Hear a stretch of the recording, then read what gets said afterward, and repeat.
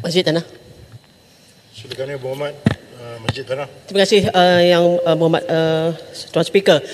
Terima kasih Yang Berhormat Menteri di atas jawapan tersebut, dan saya ucapkan syabas dan tahniah kerana sebagaimana jawapan Yang Berhormat Menteri tadi, dalam tempoh setahun hampir mencecah 1 bilion kutipan melalui program MM2H ini. Saya pernah duduk di Motek dan kita tahu bagaimana program MM2H ini berjalan, dan saya sepatutnya ucapan tahniah ini harus saya rakamkan kepada Ketua Pembangkang kerana program ini dilaksanakan sewaktu beliau menjadi Menteri KDN pada penggal lepas.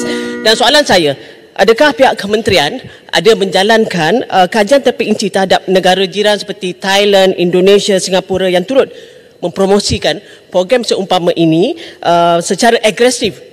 Yang kita tengok Indonesia, Thailand memang sangat agresif, terutama sekali dari segi mempromosikan pelancongan, termasuk keperluan menjadikan MM2H ini lebih fleksibel dari segi pemilikan akaun simpanan tetap dan pengisytiharan aset cair, kadar fee PAS dan fee proses serta tempoh PAS lawatan sosial jangka panjang. Terima kasih Yang Berhormat.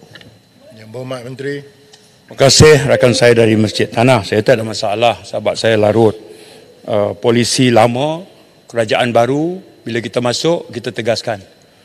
Polisi lama yang bagus, kita teruskan. Yang ada kelemahan, kita perbaiki. Kalau ada keperluan perkenal dasar baru, kita perkenalkan. Itu saya fikir spirit. Dan saya hargai usaha-usaha terdahulu. Ya. Saya tak ada masalah.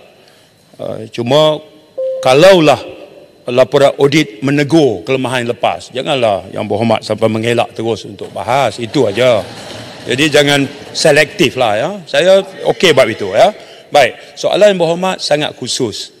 Apakah kerajaan membuat perbandingan dengan program yang serupa di peringkat negara serantau, terutama Singapura dengan Thailand? Yang Berhormat, jawapan saya begini. Masing-masing negara ni dia ada niche dia. Ya, dia ada advantages, kelebihan, dan dia ada disadvantages dia. Malaysia di celah-celah serantau ini masih tetap ada kelebihan. Dan bila kita tengok antara lonjakan yang berlaku ini adalah faktor penyumbang utama adalah kestabilan politik, Yang Berhormat. Yang itu tidak syak lagi lah. Sebab kita bergelut nak pulihkan balik ekonomi post-pandemic COVID. Jadi setiap sektor kita usahakan. Jadi satu daripada inisiatif kerajaan, ini di peringkat antarabangsa pun mengakui program ini adalah program yang ikut menyumbang kepada kerancakan ekonomi. Jadi apabila berlaku kestabilan politik dan Malaysia punya beberapa kelebihan, termasuk secara relatifnya kita punya government yang compact, intact dan functional dengan izin, kita tetap menikmati kadar inflasi serantau yang relatifnya rendah. Ya, kita masih punya kelebihan dan tarikan dalam keupayaan berbahasa, multi language di kalangan rakyat, ya, dan kita punya keindahan alam sekitar. Sebab fokus program ini, Yang Berhormat Dr. Speaker, adalah untuk menarik pesara. Dan bila kita ubah yang ini, kita dapati bahawa kita mampu menarik warga Jepun, Amerika Syarikat, Korea Selatan, United Kingdom, Canada, Hong Kong, Australia. Ini, ya. Jadi ternyata sasaran untuk mendapatkan yang kualiti ini dengan niche Malaysia ini, kita tetap punya daya tarikan. Saya optimis Datuk, yang betul, sebab hasil ini baru 1 tahun.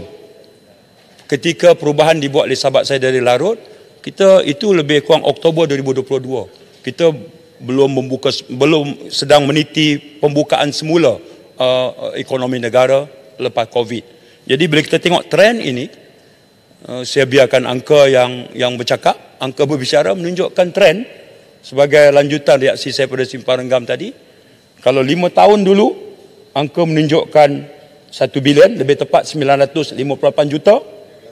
Tapi bila kita naikkan kriteria 1 tahun, kita sudah mencecah. Sekarang ni menuju kepada 1 bilion bila kita memberikan kelulusan. 800 lebih tu pra kelulusan dan 375 yang dah lulus, 375 fixed deposit sudah pun dalam sistem perbankan kita. Terima kasih.